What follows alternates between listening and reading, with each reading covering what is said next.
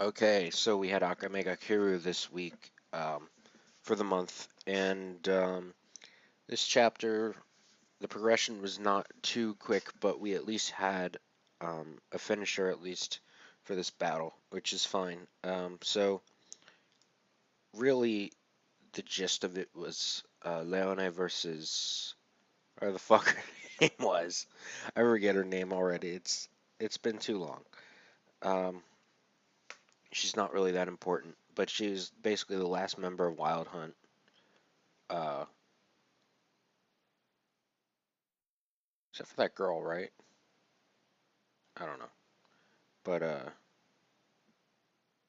this chapter basically, even though she was physically stronger than Leone, she wasn't faster, and her battle prowess just wasn't up to snuff because, as mentioned, she was always fighting in the front lines, whereas the Wild Hunt girl was always in the back, never really fighting.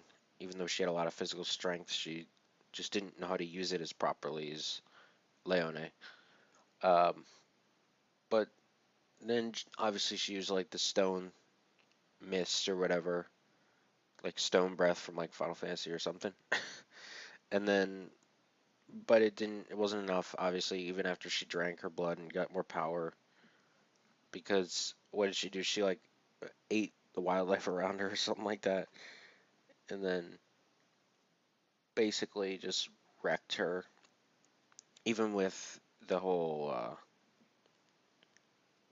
that thing really reminded me of Full Metal Alchemist. That whole, like, the whole monsters trying to pull her in and eat her alive. That reminded me so much of Envy from Full Metal. Um,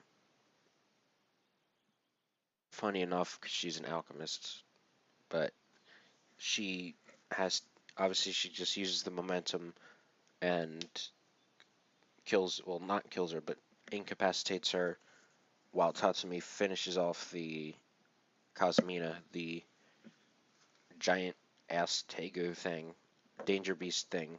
Uh, and he says like, I'm using up too many special attacks, so really, like, he's coming closer and closer to fusing with Incursio, so we really don't know how much longer Tatsumi's really going to live, because what's going to happen when he fuses with Incursio? Is he going to die and things like that? I don't know. We just don't know.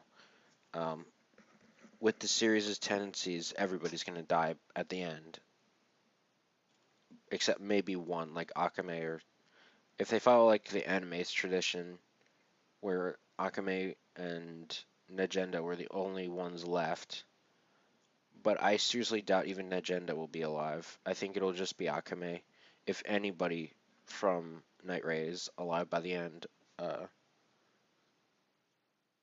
and obviously Estes is gonna die too, which sucks, but I mean it is what it is.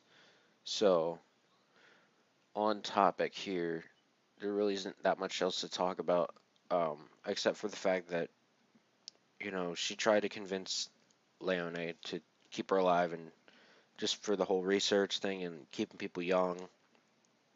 And she won't have any of it because I think, one, she knows that if she did let her live, she would just betray Night Raid later, and two, for what she said at the end about cherishing life or whatever and stuff like that. But I think it was more so the former, fact that she knew there was no good intention behind saving her, where she would just betray them and possibly kill another one of them. So, this chapter was, I mean, it was okay. I would say decent. So, thank you all for watching, and we'll see you all sometime.